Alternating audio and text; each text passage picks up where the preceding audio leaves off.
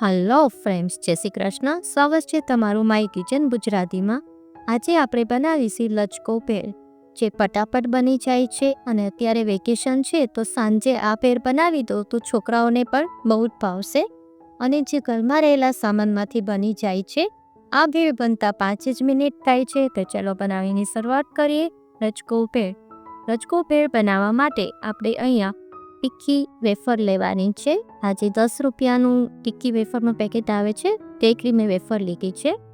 ત્યારબાદ તીખું ચવાણું લેવાનું છે. એ પણ 10 રૂપિયાનું જે પેકેટ આવે છે એટલું ચવાણુંનો મેં યુઝ કર્યો છે.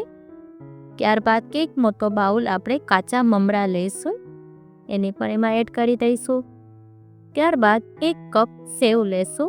સેવ આ રીતની તમારે થોડી જાડી યુઝ કરવાની છે. સેવને પણ એમાં મિક્સ કરી દઈશું. ત્યારબાદ 1 નંગ મોટું બાફેલું બટેટું લઈશું. બટેટાને એકદમ બારીક સમારી અને લઈ લેવાના છે.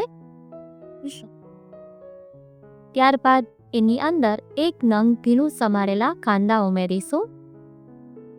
1 નંગ ઝીણું સમારેલું ટમેટું ઉમેરીશું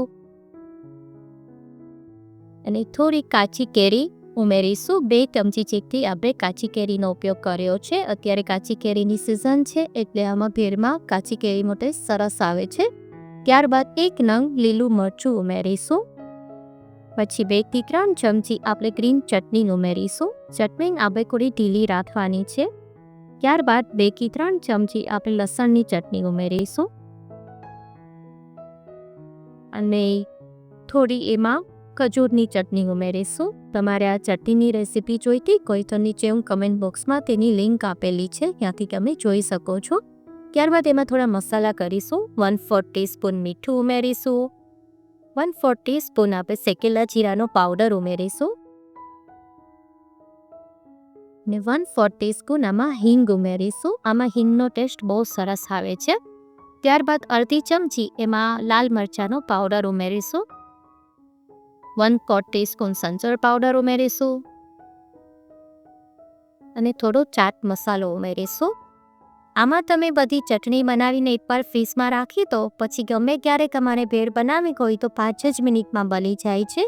ત્યારબાદ એમાં લીલા ધાણા ઉમેરીશું અને એને બરાબર મિક્સ કરી લઈશું. આમાં આપણે હજી ચટણીની જરૂર પડે તો થોડી હજી ખજૂરની ચટણી પણ ઉમેરીશું. હવે એને એકદમ બરાબર મિક્સ કરી દઈશું. જો આ રીતે બધી સરસ મિક્સ કરી દેવાની છે. એકદમ લચકા જેવી ભેળ બની જવી જોઈએ એ ટાઈપની આપણે બનાવવાની છે. જો થઈ ગઈ આપણી ભેળ તૈયાર.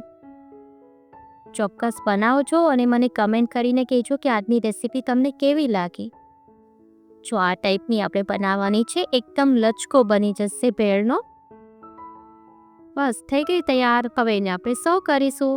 જો તમને આજની રેસીપી ગમે તો લાઈક કરજો, તમારા ગ્રુપમાં શેર કરજો અને માય કિચન ગુજરાતીને સબસ્ક્રાઈબ કરી દેજો અને બાજુમાં આવેલા બેલ આઇકનને પ્રેસ કરી દેજો, જેથી આવનારા બધા જ નવા વિડીયોનું નોટિફિકેશન તમને મળી જાય.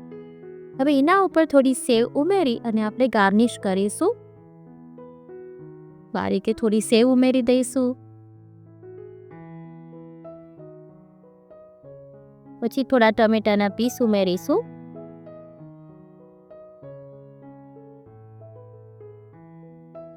ત્યારબાદ થોડું મેં 1 ચમચી જેટલું ચવાણું રાખી દીધું હતું તે પણ ઉમેરવાનું છે ઉપર.